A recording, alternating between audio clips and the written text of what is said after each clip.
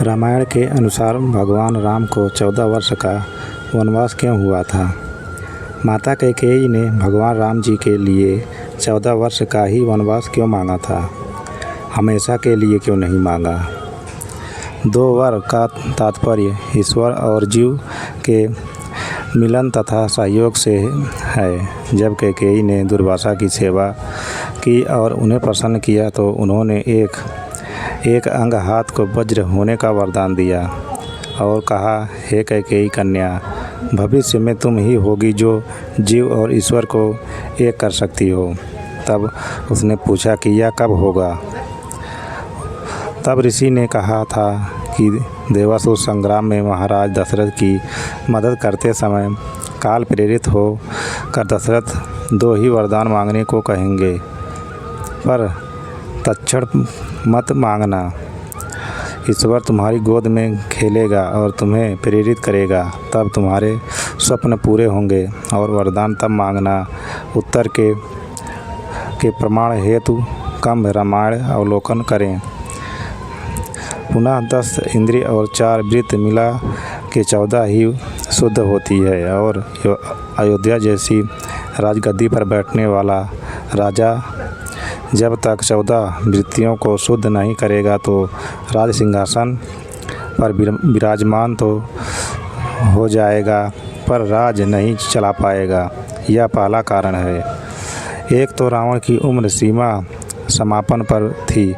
दूसरी बात कि जिस समय भगवान राम विश्वामित्र जी के साथ सिद्ध आश्रम को गए तो मार्ग में ताड़का का वध किया तो मरते समय ताड़का ने राम से कहा कि हे राम, रघुवंशी कभी झूठ नहीं बोलते, परंतु आज मेरे वध से तुम्हारा वंश झूठा साबित हो जाएगा। तब प्रभु ने कहा कि क्यों?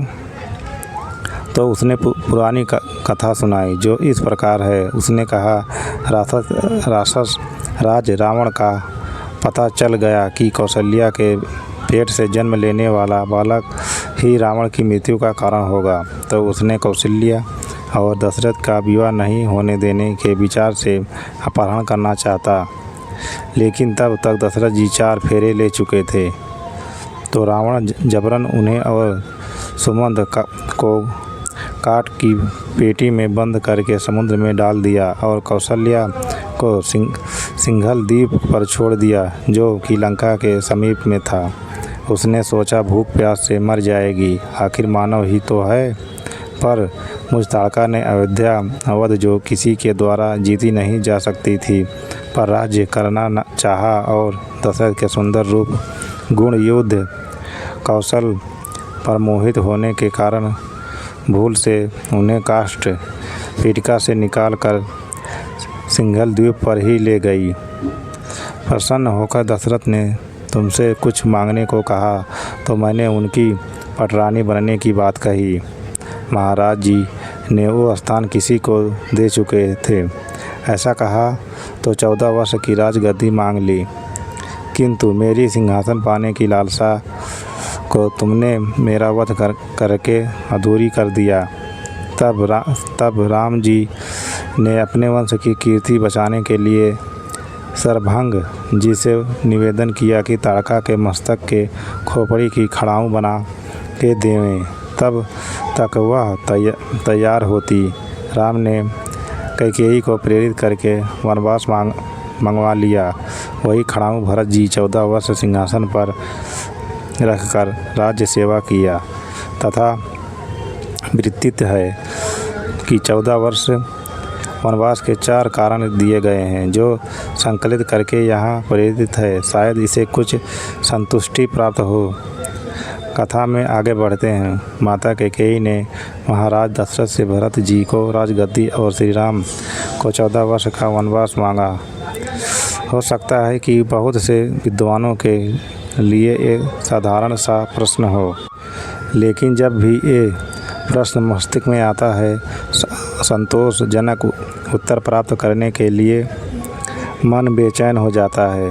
प्रश्न ये है कि श्री राम को आखिर 14 वर्ष का ही वनवास क्यों नहीं 14 से कम या 14 से ज़्यादा। भगवान राम ने एक आदर्श पुत्र, भाई, शिष्य, पति, मित्र और गुरु बनकर यही दर्शाया कि व्यक्ति को रिश्तों का निर्वाह किस प्रकार करना चाहिए। राम का दर्शन करने पर हम पाते हैं कि अयोध्या हमारा शरीर है तो सरयू नदी यानी हमारे मन के पास है। अयोध्या का एक नाम अवध भी है, अर्थात जहाँ कोई या अपराध ना हो। जब इस शरीर का संचलन मन सरयू जल सा शांत हो जाता है और इससे कोई अपराध नहीं होता तो ये शरीर ही अयोध्या कहलाता है। शरीर का तत्व जीव इस अयोध्या का राजा दशरथ है।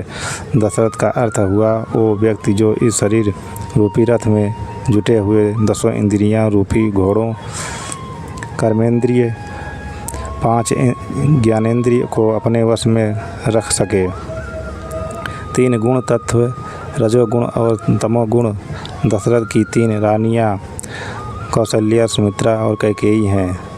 दशरथ रूपी साधन के अपने जीवन में चारों पुरुषार्थ धर्म, अर्थ का काम, मोक्ष को राम, लक्ष्मण, भरत और शत्रुघ्न के रूप में प्राप्त किया था। तत्व दर्शन करने पर हम पाते हैं कि धर्म स्वरूप भगवान राम स्वयं ब्रह्मा हैं, शेषनाग भगवान लक्ष्मण वैराग्य हैं, माँ सीता शांति और शक्ति हैं और बुद्धि का ज्ञान हनुमान जी हैं। रावण घमंड, कुंभकर्ण अहंकार, मारीच लालच और मेघनाथ काम का प्रतीक है। मंथरा कुटिलता, शूर्पणखा काम और ताड़का क्रोध है। चूँकि काम, क्रोध और कुटिलता से संसार को वश में कर रखा है, इसलिए प्रभु राम ने सबसे पहले क्रोध यानी ताड़का का वध ठीक वैसे ही किया जैसे भगवान कृष्ण ने पूतना का वध किया था। नाक और कान वासना के उपासक माने गए हैं, इसलिए प्रभु ने शूर्पणखा के नाक और कान काटे।